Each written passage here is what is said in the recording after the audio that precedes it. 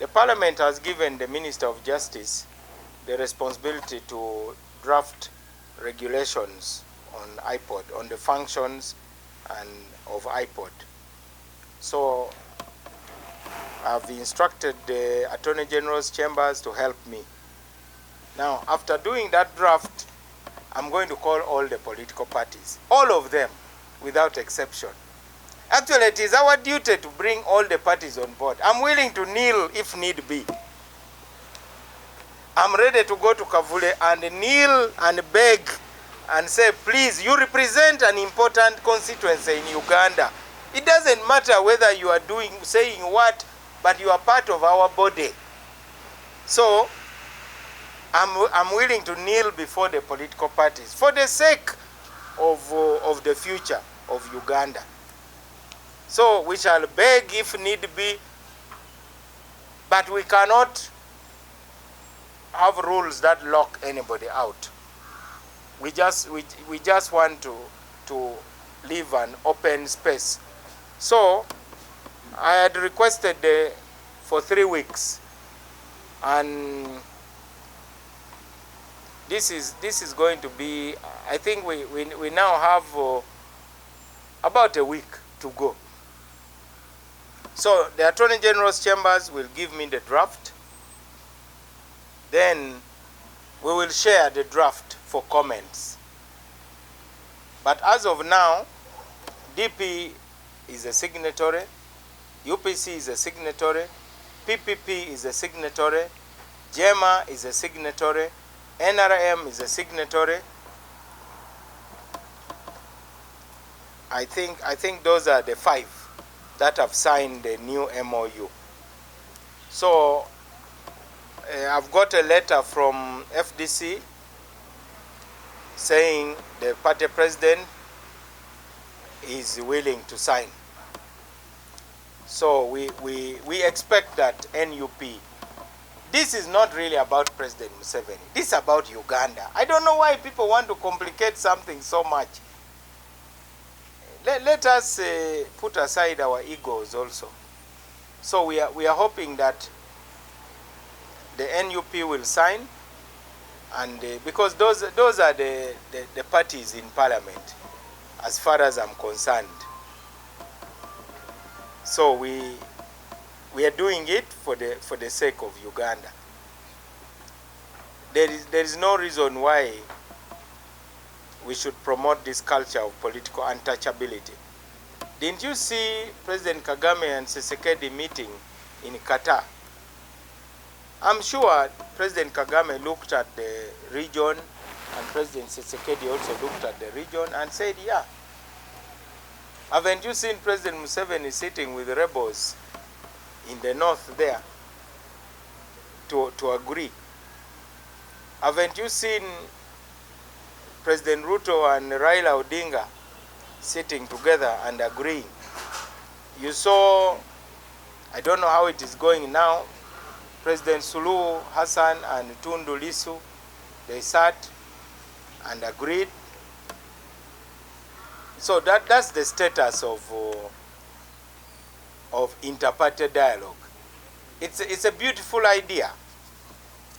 We should encourage it. Let us not incite people against a good idea. It will save us a lot of trouble. We, as Africans, we were colonized because we couldn't talk to each other. Imagine if Kabaka Mwanga and Omukama Kabalega were working together. The British were never going to colonize us. But because they were busy fighting each other, we were colonized. By the time they woke up to become allies, it was too late. Now you see the media is misrepresenting IPOD, that is about money. It is about dialogue. Okay, the money is like the icing on the cake. But nobody eats icing without the cake. The real cake is dialogue. The icing is the money. And we all need that money. I'll be the first to say it. As DP, we need that money. Maybe others don't need it. But for us, we need it. And that's why we will struggle to continue being members of IPOD. I have said before that as a DP, we have taken our proposals on changing the electoral system up to the IPOD summit. We don't agree with the way we are electing leaders now. In fact, our electoral reforms are not even in the Supreme Court proposal. Those Supreme Court proposals are cosmetic. For us, we are proposing fundamental reforms which will allow citizens to have a very short election period. Why should we spend 4 months in elections? What we are proposing is proportional representation. The President has said it needs to be studied. But we will not give up. We will keep on campaigning for it. We are even proposing to cut the size of Parliament so that an MP represents a minimum of 150,000 people. A minimum. Now you find each constituency, I don't know, there may be. Then Nakawa is probably over 500,000 people, if not more. That disparity has got to be dealt with. We are proposing even an upper house, a second upper house. I cannot speak for the reforms that came from Supreme Court so much, because I think they are really not going to change. But more importantly, we need to change the political culture in this country. And you can only change political culture by what leaders say. In DP, we have a culture of democracy. That's why DP is the only party where you can have leaders being criticized openly, even inside meetings. Have you seen it in any other political party? In the other political parties, we have ayatollahs. In DP, we don't have an ayatollah. I'm not an ayatollah. That's why you can see people can call a press conference for purposes of insulting the party president. Why do we allow that? We don't allow that because we are weak. We allow that because we can answer it democratically. If somebody brings an argument and says, Mao, you are the worst leader we have had since the earth was created, I have my mouth, I can respond. Why do I have to beat you up? I don't need to beat you up. That kind of democracy, so we need to change political culture. And now you people, you had your elections, it was so chaotic, Uganda Journalists Association. Was it a lack of reforms? You have a wonderful constitution, I've read it. The constitution of Uja. So why were you fighting in your elections? Because of poor culture of democracy. It is as simple as that. Until people can accept that, you know what? We can lose. I don't know whether some of you are members of Rotary clubs. In Rotary, the president has a lot of power. But you already know the next president and you even know the next one. And even the former president sits on the cabinet of the new president. Because they have created that culture. You have seen the Catholic Church. We don't all vote as Catholics. But everybody stands there peacefully waiting for the smoke. And some old men in dresses sit and make a decision that this is now the pontiff. And we just say, Amen. We make a sign of the cross. Because it is legitimate. So, we are facing a crisis of legitimacy. And the answer cannot just lie in the law. Uganda has one of the best constitutions. Okay, look at the anti-torture laws of Uganda. We have the best anti-torture laws. Has anybody ever said that there's need to reform the torture laws? We have the best torture laws. Why are they not implemented? It is about a culture. So, I wish you would just simply be frank and blame us, the top leaders of political parties. So, you would ask, why does President Museveni tolerate what is going on in the NRM? Why does Mao tolerate? At least in our case, it has not gone to the level of suppressing people. We have not suppressed people.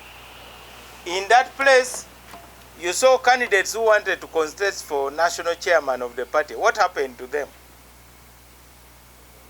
You have not even given airtime to them to talk. Why? You, NTV and NBS, why are you not calling those presidential candidates to come and talk? So you are contributing to this culture of autocracy. You are major contributors.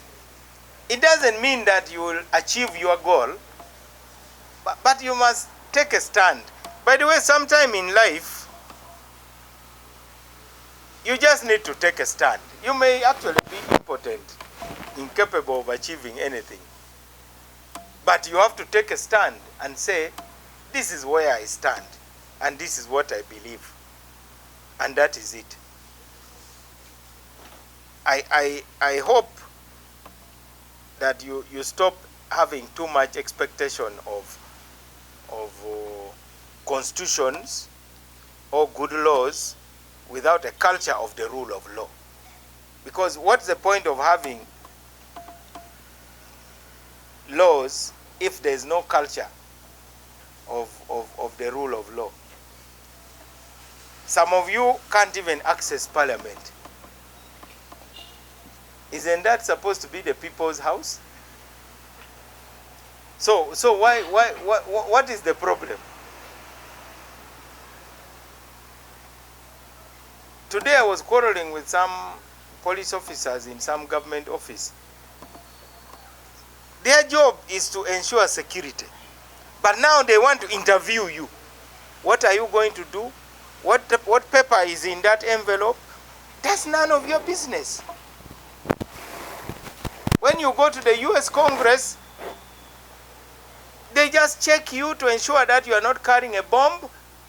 Then you go and sort yourself out with the people who work in the building. Now you turn government offices into a barracks. That's why right now the Ministry of Justice is the most open ministry. You try it, you come there. No one will even ask you what you have come to do. They will check you, they will ask you who you want to see, and they will advise you. So it is a cultural thing. We have to see that we change the culture. So I disagree with you that the problem is electoral reforms. The problem is culture, the political culture. Until we change that political culture, and we have, for us in DP, we have maintained the culture of freedom inside our party. People can come and even try to throw chairs. Of course we can intervene. Now you said that police officers were carrying ballot boxes. Who did you want to carry the ballot boxes? Who did you want?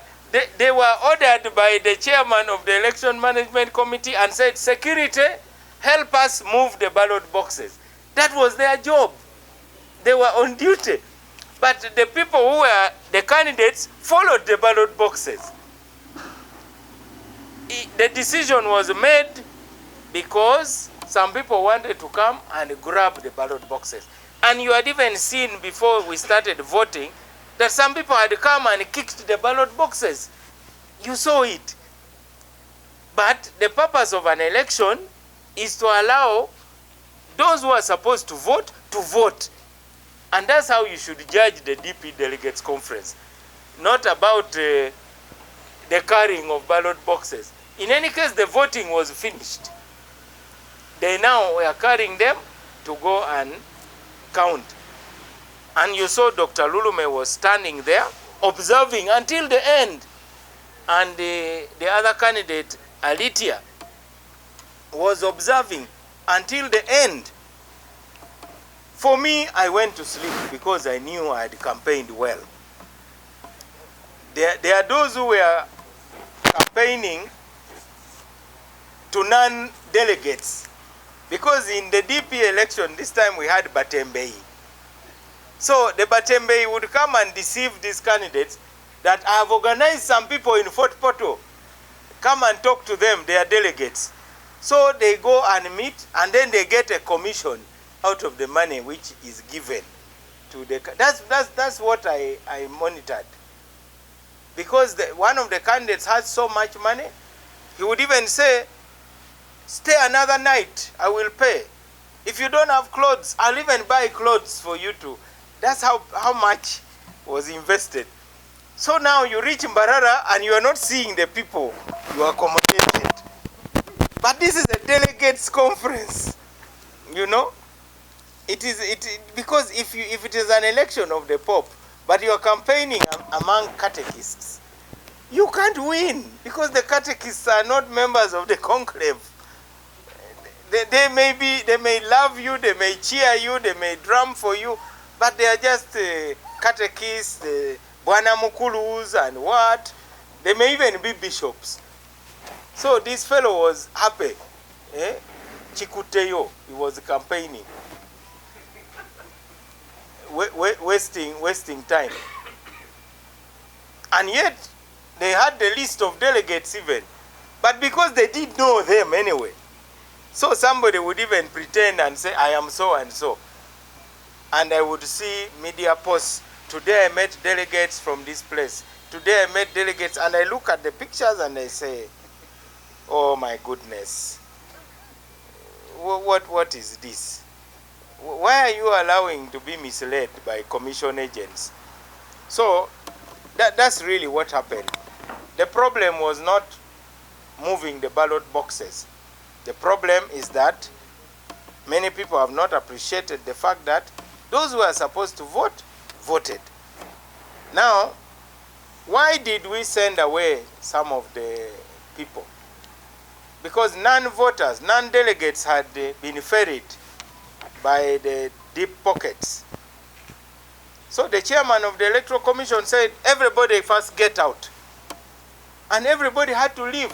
Then they started counting one by one for the legitimate voters to come in. But more importantly, that is our internal process, and it is based on our internal rules that the players know. Like rugby. You know rugby, you don't pass the ball forward. If you have ever played rugby. Rugby, you pass the ball backward. That's their rule. You cannot pass it forward. You must play according to the rules. So those who wanted to play by their own rules naturally lost.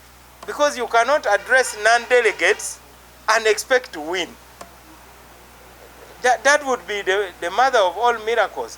And I can tell you, as someone who has ever lost a DP presidential election, some of you have forgotten that in 2005, I lost big time in Nambole.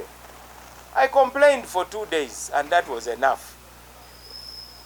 It is not good to complain for too long. People move on, by the way. Eventually, people move on. Nobody wants to follow mourners. Nobody likes to be with fellow mourners all the time. You mourn a bit. Even among Muslims, I think it is 40 days. Haven't we now passed 40 days since we did the Barara? Yeah, so by now they should have recovered and gone to do something else. Any other question in English? Yes, ma'am. You always talk about national dialogue and reconciliation. How soon and which day? The people who are campaigning for national dialogue include cultural leaders, it includes religious leaders, includes political parties. For me now, the most important dialogue is the one of political parties. You now know that IPOD has got a big boost because Parliament has finally recognized the IPOD. And now, in order to be fair, we decided that we should allow those who want to be part of IPOD to join. Because IPOD is not just about money. IPOD is actually about changing that culture. And that's why we have UN. You see, in the UN, Ukraine sits with Russia in the same room, which is a good thing.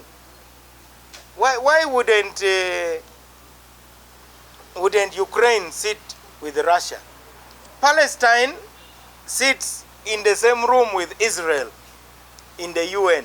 So, IPOD is our kind of United Nations, where those who want to remove the dictator will sit with the dictator and say, we are removing you, whether you like it or not. Because that's the best forum to assure the dictator that, by the way, in January, we are getting you out. There's nothing wrong with that. We must develop that culture. The way you could see Nancy Pelosi going to the White House and assuring Donald Trump that we cannot accept this. Now, that is what the political culture is all about. So, national dialogue must start with the political parties. If political parties only meet in Parliament, they sit there very peacefully.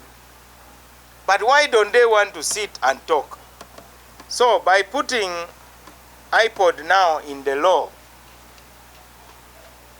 the culture of dialogue is going to take root.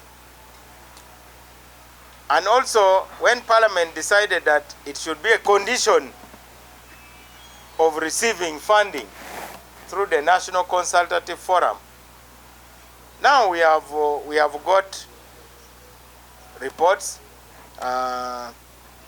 FDC has now said they are willing to come and sign. And the signing will be public, you know. So you will have Amuriat sitting next to President Museveni, next to me, next to Jimmy Akena. Then you will have Chagulanyi. We will all sit together as Ugandans because they are being engaged. And these resources are national resources. And I think what matters most is to send a message to Ugandans that if I become president, this one does not need to go to exile. That is the best thing that IPOD will achieve, to send that message. That culture is important. And you cannot also say, me as Mao, I'm not going to appear. I'm going to send Joe Wakabi. You go there to represent me. If you don't participate fully, you also do not get the funding. So the nutty is tough. Is tough. But that's what Parliament has done. And let's give it a try. It is an experiment. It is good for Ugandans to see us talking to one another. It is not about ego. Why should you have ego? Imagine if the Ugandan leaders had talked to one another. Why would Dr. Bote not talk to King Frederick Mutesa? They were partners. Instead of bombing the Lubiri and forcing the king to go into exile, why? I'm going to send you a copy of the book called The Desecration of My Kingdom for you journalists, to see how sad it was, what we did to each other. Why couldn't Dr. Bote talk to his ministers? For me, I'm here. I'm willing to talk to everybody. I'm willing to talk to Honorable Sebamala. He says he doesn't want to talk to me, but me, I want to talk to him. And I'll never refuse to talk to him, because he's a member of this party and we love him. And he must know that it's not about me. Me, I'm just a gatekeeper of the party. I don't own the party. We did our best to convince Dr. Lulume to stay. But for the time being, he has gone to PFF. Others have continued to migrate and so on, but DP always stays in people's hearts. But we are proud that our genes are in every political party. You know, the DP gene is very, very strong. Our gene is in NRM, our gene is in FDC, our gene is in PFF, our gene is everywhere in every political party. And that is why we wish we were given more credit. So my friend, the problem is not electoral reforms. In fact, the only one that we are now focusing on is the one of making to make the verification of voters, biometric verification, to be compulsory. That's the only one. And the purpose is to avoid ballot stuffing. Now you saw a version of ballot stuffing of bringing nursery kids to vote. That's a form of ballot stuffing also. In one place, they even counted the baby inside the mother's womb. They said that one also is a member of the party. Somebody without a name, whose photo doesn't exist, but they counted. I don't know how old the pregnancy was, but if the pregnancy was still very young, then the picture would look like, you know, in biology they say what? It is a zygote. So even zygotes voted. So we are hoping that you people will judge all of us fairly. We want a fair trial. So I hope tomorrow's headline in the New Vision will talk about the sins, irregularities seen per political party. What was normal and what was abnormal. We hope to see it. Then you had the battles. In one constituency, the voters first had to take cover while bullets were flying.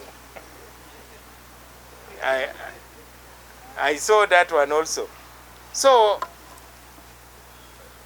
but all these are birth pangs of democracy. I just want to console you. Don't give up on your country, please. Don't run away. Stay here. Stay. I posted the other day, I said when the road becomes bumpy, you don't get out of the car. You just fasten your seatbelts. So in DP, I'm telling the DPs who have seen maybe a bumpy road in Mbarara, don't say Mvira Moano. No. Just say seatbelt, where are you? Because the journey must continue. There's no way you are going to get out of the car. So forget about good laws which are not put into. Did Ntanga Odoi announce very good laws? The rules were perfect.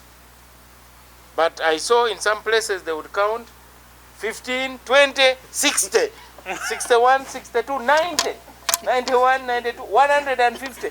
That's how they were counting. Then they arrogantly announced the results and say, you petition.